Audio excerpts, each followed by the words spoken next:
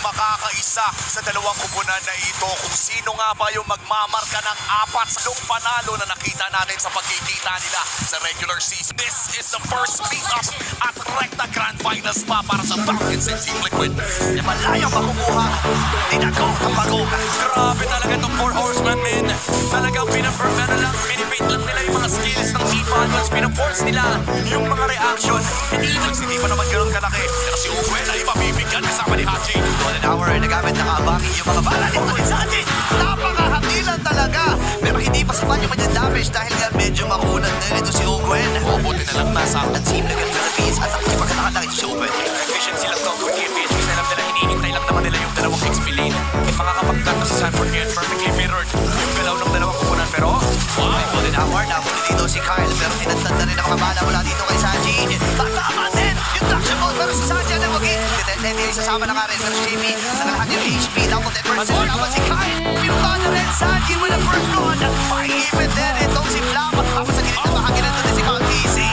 Papatayin na rin itong si Flam. At ang tutumba. pati items. Lumalabang na ata ng isang libo itong pangito ni Sanford. Iiwas muna si Sanford pero si Carl Casey tama yung thought.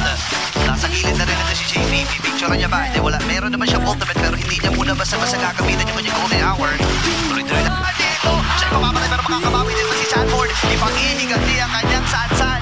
Pero si Carl ay nakakuha din. At hinanap na kung nasaan itong si Oge. Natunaw lang kagad. ang ganda sana ng start ng Falcons. Teka lang! Tapos ito si Haji ngayon ay may even din.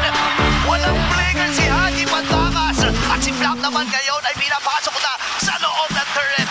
And Team grabe ang Team Liquid. Tila ba'y naging hunting ground ng bottom lane at sa mid lane si Haji na naman ang bibigyan. Wala pa rin siya flicker din. Sinasamantala ng Team Liquid Philippines sa pagkakataon ngayon na atras na din. Ito si Sanford. Phantom si React.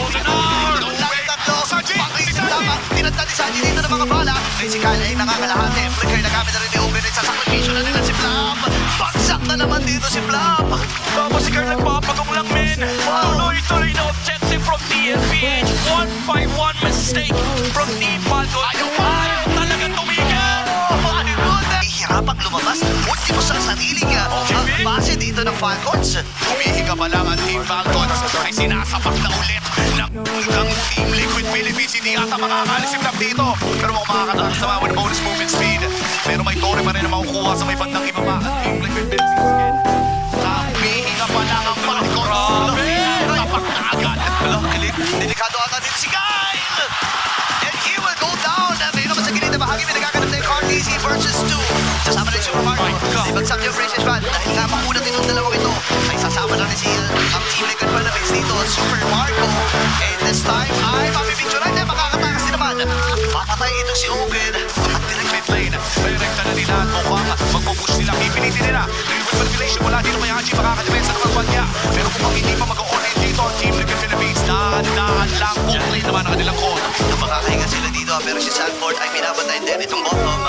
Habang si Sanji ay nandito rin level 15 na. By the way, itong si Sanford na napakahapdi na rin. Yeah, pero walang RWM, walang Phantom State, DLPH. Pwede nilang improve for stock, pwede nilang pasukin to. DLPH naka-ready siya, pero may golden hour. Totoo ata nila to. RTC looking for that turret. Bababay turn. Open na flicker in. Pero siya ata na delikado.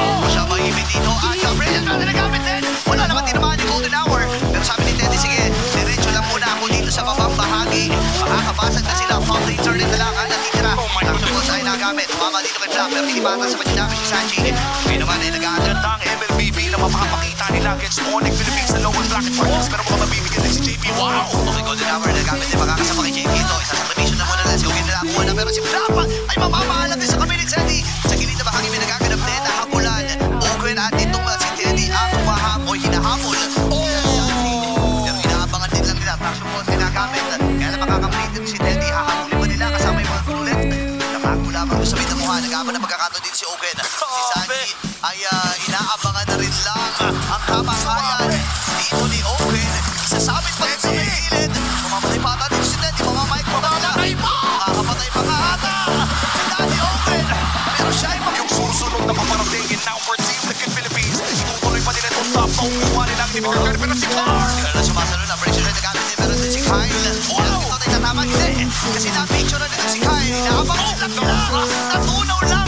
Ganun lang. lang. Okay. Ito si Kyle, may Lord pa naman nakasama dito. Team Liquid Philippines, 4v4 to ha. Oo, 4v4 ang tuwang susubukan